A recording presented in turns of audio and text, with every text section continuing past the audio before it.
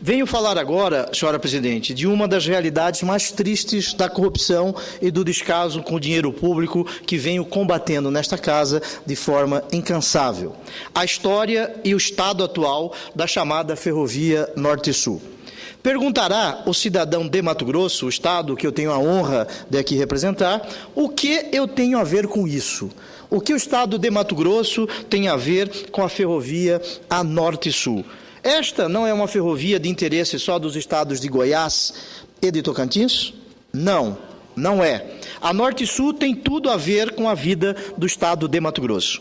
Essa é a linha que centralizará todo o tráfego ferroviário do país. A carga que sai de Mato Grosso, especialmente aquela que for transportada pela futura FICO, a chamada Ferrovia de Integração do Centro-Oeste, precisará passar pela Ferrovia Norte-Sul para chegar aos grandes centros consumidores e aos portos de exportação. Aos poucos, as poucas linhas atuais, já completamente congestionadas, senhora presidente, jogam toda a nossa carga, a carga do estado de Mato Grosso, em Santos, também congestionado e caro. Mato Grosso fica hoje sem trem e sem porto para chegar aos seus mercados consumidores dos produtos que nós exportamos. Com a Norte-Sul e seus ramais, teremos como chegar com toda a nossa produção, hoje de 31 milhões de toneladas e 29 milhões de cabeças de gados bovinos, toda a nossa produção por trem diretamente ao Sudeste e levá-la também por trilho para exportação em outros portos mais convenientes, como o Porto de Itaqui, no Maranhão, Ilhéus, na Bahia e Vitória, no Espírito Santo. Mato Grosso será, portanto, um dos maiores clientes da Ferrovia Norte-Sul. Há muito tempo esperamos que esteja pronta. Mas ao longo de vários anos, o que constatamos foram irregularidades em profusão, superfaturamentos, licitações viciadas, preços acima do mercado. Os gestores anteriores da Valec, a administração do famoso senhor Juquinha, conseguiram a autêntica façanha de ter formalmente reconhecidos pelo Tribunal de Contas da União um total de, no mínimo, 82 milhões de reais de sobrepreço. Repito, 82 milhões de reais de sobrepreço. Acórdãos 1922 e 1923 do Tribunal de Contas da União, ainda de 2011. Além de uma série de outros contratos que tiveram indícios apontados de prejuízo ao Tesouro e que continuam em processo de responsabilização no Tribunal de Contas da União. Cito os acórdãos 2143 de 2008, 468 e 2478 de 2010. Não por acaso, senhora presidente, o Ministério Público Federal informa oficialmente que o famoso Juquinha, ex-presidente da Valec, teve a prisão temporária decretada e cumprida no último dia 6 de julho e teve seus bens e de familiares apreendidos por suspeitas de superfaturamento nas obras da Ferrovia Norte-Sul, em uma operação cujo nome veio a calhar, chamada de trem pagador. O cidadão é um verdadeiro Midas, né? Onde ele toca, vira dinheiro. O seu patrimônio chega hoje, segundo o Ministério Público Federal e a Polícia Federal, em mais de 60 milhões de reais para um servidor público. Imaginemos que esse cidadão seja aquele personagem mitológico que onde encosta vira ouro, né? É o chamado bucaneiro pirata dos recursos públicos. Muito bem, senhora presidente. Hoje, em 2012, todos os contratos dos trechos até Anápolis, em Goiás, já foram encerrados e pagos. Eu, sinceramente, esperava que o prejuízo tivesse acabado, que não viéssemos a ouvir mais notícias ruins sobre a Norte-Sul, mas estava enganado. Eu estava redondamente enganado, senhora presidente. A Norte-Sul foi paga, mas não foi entregue. A Valec divulgou semana passada, na imprensa, que concluiu um levantamento físico das obras de todo o trecho construído entre Palmas e Anápolis. É estarrecedor, senhora presidente, senhores cidadãos que nos veem e nos ouvem pela Agência Senado. É estarrecedor. Esse levantamento aponta que ficaram pendências de nada menos que 400 milhões repito, 400 milhões em estruturas e trilhos que foram mal instalados. Problemas de toda a ordem, senador Eduardo Braga. Ausência de proteção de taludes, falta de drenagem, aterros mal construídos, vias sob efeito de instabilidade e erosão. São também pátios e outras obras necessárias à operação da ferrovia que constavam dos contratos firmados com as empreiteiras, mas não foram entregues. Também vieram à luz uma série de problemas nos registros da execução contratual, serviços tidos como feitos que não faziam parte dos objetos dos contratos. Isto, de acordo com as palavras da própria Valec.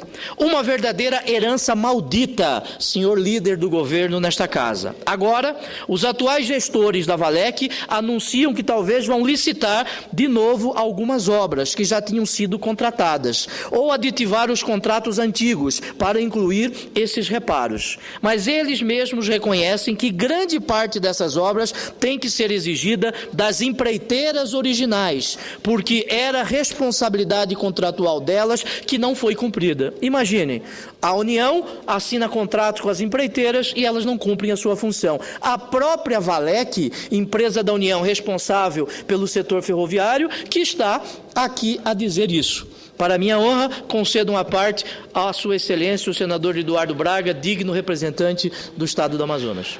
Meu caro senador Pedro Táxi, Vossa Excelência aborda efetivamente um dos temas que foi notícia durante todo o final de semana neste país, voltado para a Valec, que originalmente ela tinha a responsabilidade de administrar a ferrovia Norte-Sul, que interligava o Centro-Oeste ao litoral através do Maranhão, criada quando da gestão do nosso presidente Sarney na presidência da República, e depois, durante o governo do presidente Lula, a Valec ganhou uma outra dimensão com a Leste-Oeste e outras ferrovias que acabaram sendo implementadas por uma necessidade do Brasil poder ter infraestrutura para crescer, e crescer exatamente em regiões produtivas, como é o caso do Estado que Vossa Excelência representa nesse Senado, o Estado do Mato Grosso, que é grande produtor de grãos, etc.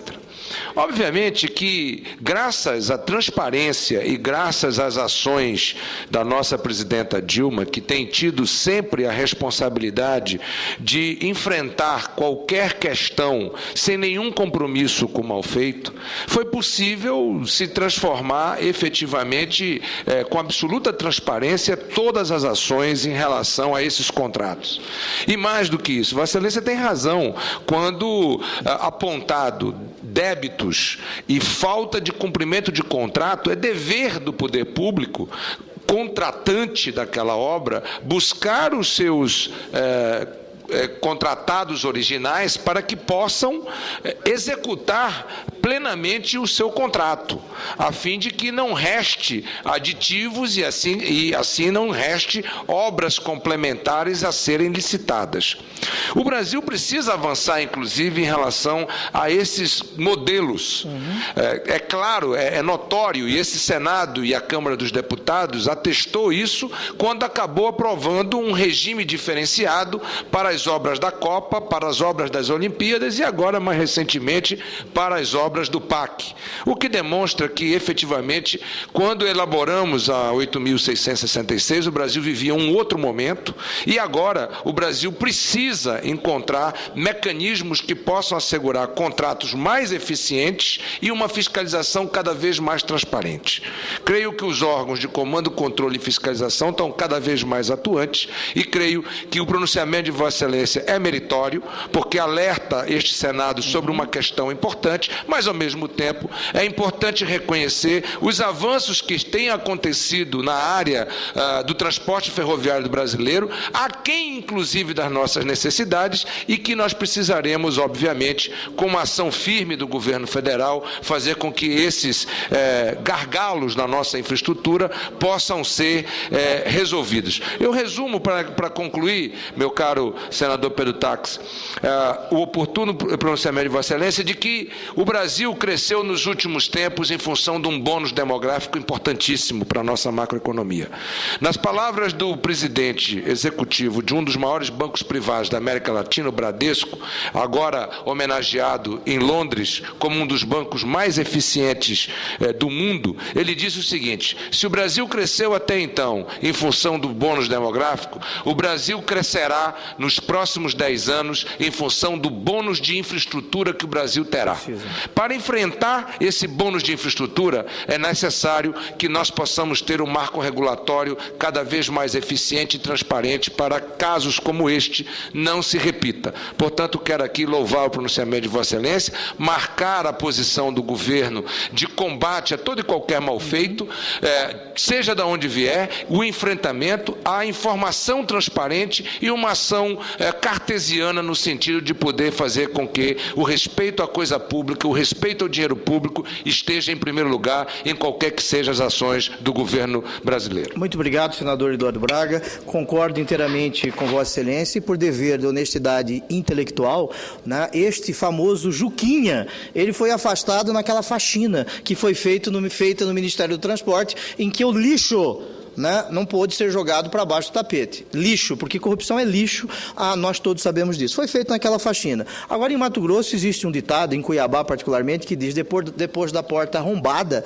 que nós vamos colocar a tranca ou tramela. O ideal seria que os órgãos de fiscalização da União, né, tivessem de forma preventiva descoberto estes fatos, porque o Tribunal de Contas da União, desde 2008, dá conta desta realidade na Valec, né? O trabalho da Valec é importantíssimo. Agora, a corrupção que campeia na Valec é digna de filmes de Hollywood, nós todos sabemos disso. Muito obrigado pelo seu aparte. Continua, senhora presidente. Pior ainda, o trecho hoje em operação foi concessionado a uma empresa privada, que é responsável pela sua manutenção. Mas parte da via concedida pode não ter sido entregue nas condições previstas na licitação, exatamente porque a construção não foi entregue à Valec nas condições contratadas com as empreiteiras.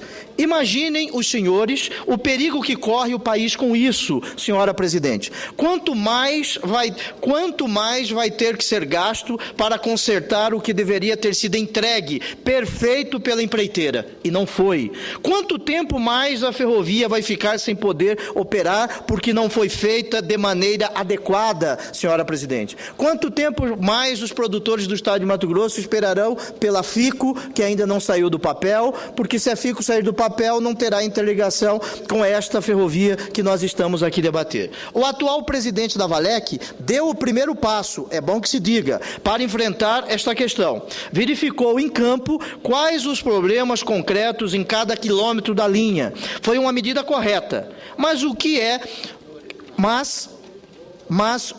que vai fazer agora? O que é que nós vamos fazer agora? Precisamos, senhora presidente, acompanhar. O Congresso Nacional, durante muito tempo, limitou-se a aprovar mais e mais dinheiro para essa grande obra. A fiscalização do Tribunal de Contas da União, ano após ano, relatava os grandes problemas desta ferrovia, mas o dinheiro seguia correndo para a Norte e Sul. Ninguém parou para ver o que o seu Juquinha e outros comparsas deste cidadão estavam fazendo com esse dinheiro. E segundo o Ministério Público Federal, coisa boa que não era. Tanto que ele foi preso e encontra-se bem preso. Espero que continue preso, porque a sociedade brasileira não aguenta mais ver o corrupto na rua. Precisamos romper com esse círculo vicioso de omissão, senhora presidente. Precisamos olhar de perto o que vai ser feito com essa ferrovia, que é tão importante e já custou tanto ao povo brasileiro.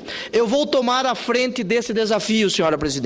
Já oficiei diretamente ao presidente da Valec pedindo cópia desse levantamento e uma relação das providências para cada pendência identificada. Se a atual gestão tiver a intenção de moralizar a Valec, de dar transparência a todas essas questões aqui relatadas, vai responder rapidamente a esta requisição, sem a necessidade dos procedimentos formalizados do requerimento de informações. Vamos cumprir o papel de fiscalizar conforme determina determina a Constituição da República. Se os atuais gestores quiserem resolver esta questão e preservar o interesse público que pertence a todos nós, e eu acredito que queiram, melhor dizendo, a nossa fiscalização vai ajudar nessa solução, dar respaldo às medidas de saneamento que certamente vão ser difíceis de enfrentar, e a resistência tem que ser feita por todos nós. Vamos acompanhar passo a passo a solução dos estragos que foram feitos na Norte-Sul